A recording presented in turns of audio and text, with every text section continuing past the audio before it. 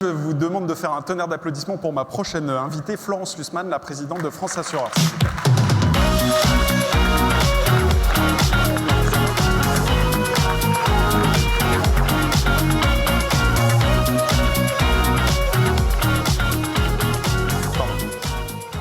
Bonjour Florence, vous allez bien? Bonjour. Merci d'avoir accepté notre invitation. Florence, je l'ai dit, vous êtes présidente de France Assureurs. Je fais une petite bio express.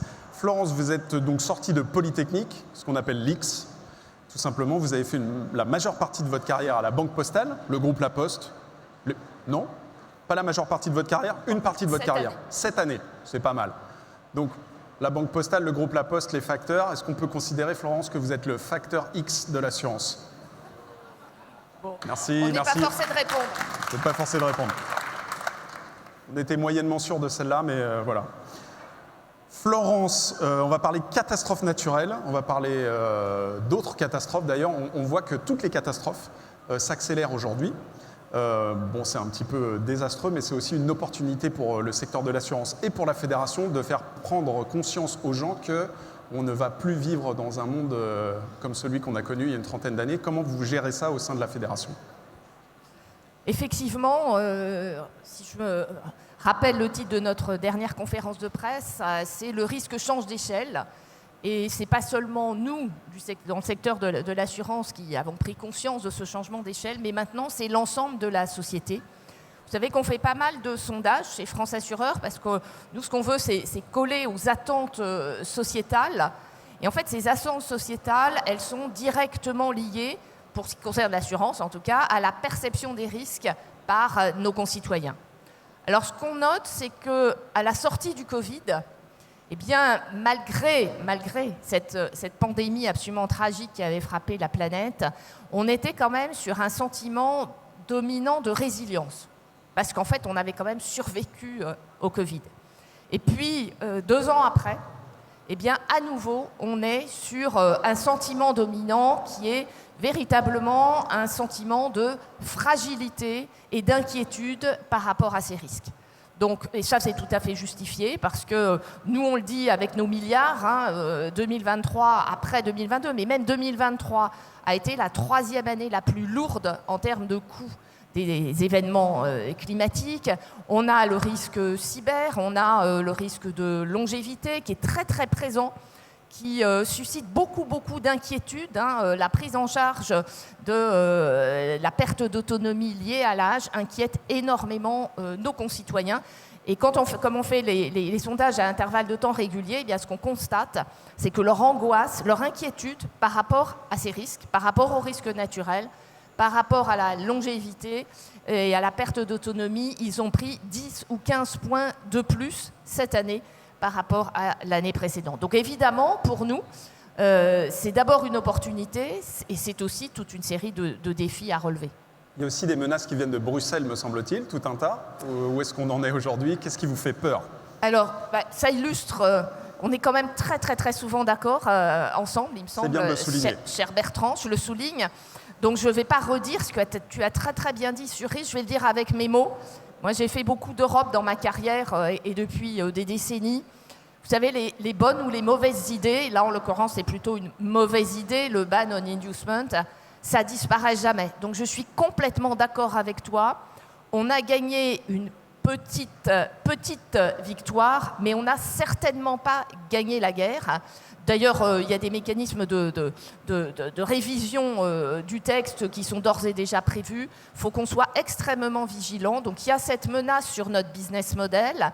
Il y en a d'autres sur notre business model. Je pense à FIDA ou encore Open Insurance, qui menacent de mettre en accès libre toutes les données et qui pourraient avoir comme conséquence de ne plus nous permettre de suffisamment mutualiser les risques au sein des portefeuilles des assureurs. La conséquence de cette évolution, eh bien, elle serait très simple. Ce serait parmi nos sociétés les individus, les entreprises les plus fragiles qui, du coup, ne trouveraient plus à s'assurer. Donc là, c'est extrêmement grave. Et si je remonte pas très loin, si je remonte ne serait-ce qu'il y a 5 ans, quand je suis arrivée à la fédération, les grands sujets, c'était des sujets d'assurance qui nous percutaient. C'était solvabilité 2, IFRS 17, enfin bon, voilà, c'était... Alors qu'aujourd'hui, oui, il y a quelques sujets d'assurance et on vient de réviser Solvabilité 2, il faut être vigilant, etc. Mais en fait, ce qui risque de nous percuter et ce qui nous percute, ce sont des textes qui arrivent d'autres planètes. En tout cas, de planètes qui ne sont pas strictement des planètes assurance. C'est typiquement le cas de Open Insurance. Et ce qui veut dire que, et c'est la raison pour laquelle on échange énormément avec notre écosystème, et en particulier Planète CSCA, mais pas seulement. Il faut vraiment qu'on ait conscience, on est tous dans le même bateau. Ce qui est menacé aujourd'hui, c'est carrément nos business models qui évidemment recouvrent l'assurance, mais aussi la distribution de l'assurance. Et c'est la raison pour laquelle je crois qu'il faut qu'on partage nos analyses et puis qu'on coordonne évidemment nos actions d'influence, puisqu'on est tous très, très, très actifs à Bruxelles. Il y a un petit sujet de friction quand même, me semble-t-il, Florence, sur le pré-compte-escompte entre le courtage et l'assurance. Où est-ce qu'on en est aujourd'hui ? Alors, on n'a pas mentionné value for money. C'est aussi une des grandes tendances à Bruxelles, et pas seulement à Bruxelles. Donc, comme je vous l'ai dit, bonne ou mauvaise idée, je ne me prononce pas, mais de toute façon, on ne peut pas les tuer, ces idées, donc il faut vivre avec. Et moi, je suis plutôt dans l'idée d'anticiper et de surfer sur les vagues, plutôt que d'essayer d'être dans son bunker, parce que ça, c'est sûr que ça ne marche pas comme stratégie. Donc, Value for Money, nous, on travaille dessus depuis des années en France. D'abord, on a, je crois, d'excellents produits pour nos assurés, en particulier contrats d'assurance vie, mais pas seulement. Mais on les améliore en permanence pour le plus grand bonheur de notre autorité de contrôle, que je salue par ailleurs, et de notre autorité de régulation, que je salue également, d'où toutes les avancées sur la transparence des frais, sur les frais sur les unités de compte, par exemple. Mais on voit bien que tout ça va continuer et continuer à progresser. Autre exemple, j'étais à Helsinki la semaine dernière pour la conférence annuelle d'Insurance Europe. Il y avait des panels, évidemment, comme dans toutes les conférences. Eh bien, Petra Jelkema, qui est la présidente de l'EIOPA, elle n'était pas sur un panel sur Solvabilité 2 ou la régulation prudentielle. Non, elle était sur un panel de consommateurs. Donc, les consommateurs, le value for money, on peut questionner la façon dont on intègre et dont on capte l'intérêt, le véritable intérêt des consommateurs, mais il n'en demeure pas moins que ça, c'est absolument central. Et dans cette démarche, mais qui est une démarche complètement globale, oui, c'est vrai, j'ai pas peur de le dire, nous nous sommes attaqués, mais d'autres ici et d'autres à la CPR s'y sont attaqués aussi, parce que je pense qu'il est mieux qu'une profession travaille elle-même des sujets qui peuvent gratter, et c'est ce qu'on a fait, et c'est ce qu'on fait tous les jours à France Assureur. On ne recule pas devant l'obstacle, et je dois saluer ce mix de business model, mais qui arrive toujours à être transcendé par cette conviction partagée, et je pense que Jean-Laurent dira la même chose, que l'intérêt bien pensé de nous tous et de notre secteur, c'est d'arriver à des positions communes, et effectivement, c'est ce qu'on arrive à faire. Un mot sur la Fédération France Assureur, Florence. Vous avez nommé un nouveau directeur général il y a quelques jours, en la personne de Paul Esmin, après plusieurs années de transformation. Du coup, quelle est la nouvelle feuille de route, s'il y en a une, à la tête de la Fédération ? Alors d'abord, je voudrais commencer par un petit clin d'œil, puisque voilà, je rends hommage à la clairvoyance du courtage qui a su convaincre Franck de le rejoindre. J'aurais qu'un commentaire, bonne pioche. Mais il se trouve qu'effectivement, voilà, il y a énormément de talents disponibles. Moi, je suis très très heureuse que Paul ait accepté de reprendre le flambeau à la fédération. Il y a encore beaucoup de choses à faire. C'est vrai qu'il y a eu une énorme transformation, mais on est quelque part dans un process, si ce n'est de transformation lourde, mais en tout cas d'adaptation et d'agilité. On intervient tous dans un environnement qui change très très vite, hein. Rappelez-vous, il y a 4-5 ans, on était en taux négatif. On est passé par l'hyperinflation. Bon, là, la BCE, visiblement, va baisser un petit peu ses taux, mais on est sur un environnement climatique qui bouge à toute vitesse. On a un environnement géopolitique avec la guerre aux portes de l'Europe. On a un environnement politique qui bouge aussi énormément. Il n'y a plus de majorité à l'Assemblée pour ce gouvernement. Ça change complètement la donne pour les fédérations comme nous qui faisons énormément d'influence ou de lobbying.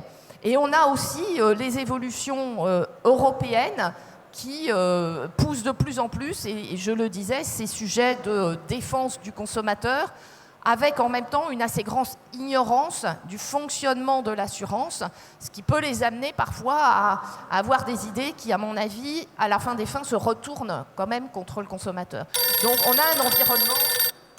Finissez, Florence, il va Alors un environnement qui est très très mouvant, et donc Paul et moi, eh bien, on aura à cœur de s'ajuster en permanence, parce que ce qu'il faut, c'est anticiper, et c'est être sur la balle, parce que, encore une fois, rester dans son bunker en pleurant, ça ne marche pas.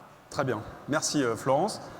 J'attendais le coup de téléphone, parce que du coup, ça venait pas. Je me suis dit, tiens, il n'y a peut-être pas de coup de téléphone. Ah, je suis au téléphone. Pardon. Viens pas cette année. Et ah, t'es au boulot. Tournoi de golf, t'appelles ça du boulot. Oh, ok. Ah, d'accord. Ah, bah, je vais passer le message, oui. Florence, vous en parliez. Je viens d'avoir un certain Franck au téléphone, jeune courtier américain du 15e arrondissement à Paris, qui vous demande si une place de présidente dans le courtage, ça vous plairait. Parce qu'il trouve que vous faisiez quand même un bon binôme. Alors, Florence, une place de présidente. Je crois que la salle a répondu. Place de présidente dans le courtage? Ok, pas de réponse. Florence, j'en profite, ça tombe bien. Vous concernant, est-ce que, comme Bertrand qui est passé avant vous, un 3e mandat à la tête de France Assureur, ça vous dirait dans les prochaines années? Ne me dites pas qu'il y a d'autres élections qui viennent, parce que je vous connais. Non, je vous l'ai déjà sortie celle-là, donc non, c'est pas... Non, mais nous, on est dans le moment d'aujourd'hui. Dans le moment d'aujourd'hui, il y a énormément de défis à relever. On est tous les jours sur la balle, pas nécessairement avec des gants de boxe, parce qu'on essaye de le faire avec tout le monde, en embarquant tout le monde. Et c'est ça qui nous occupe aujourd'hui et c'est le plus important. Très bien. J'allais conclure. Oui. Les gens sont suspendus à tes lèvres. Okay. Vraiment, c'est... Ok. Non, c'est rien, Thierry. Il y a un spectateur qui avait une question sur le plan Alzheimer, mais il l'a oublié. Très bien. Merci beaucoup. En tout cas, les Français sont très inquiets de la dépendance liée à l'âge et de la perte d'autonomie. Donc, c'est partagé. C'est très bien, vous avez récupéré le sujet au bon. Merci beaucoup, Florence, d'avoir accepté notre invitation. On peut l'applaudir. Vous pouvez regagner votre place.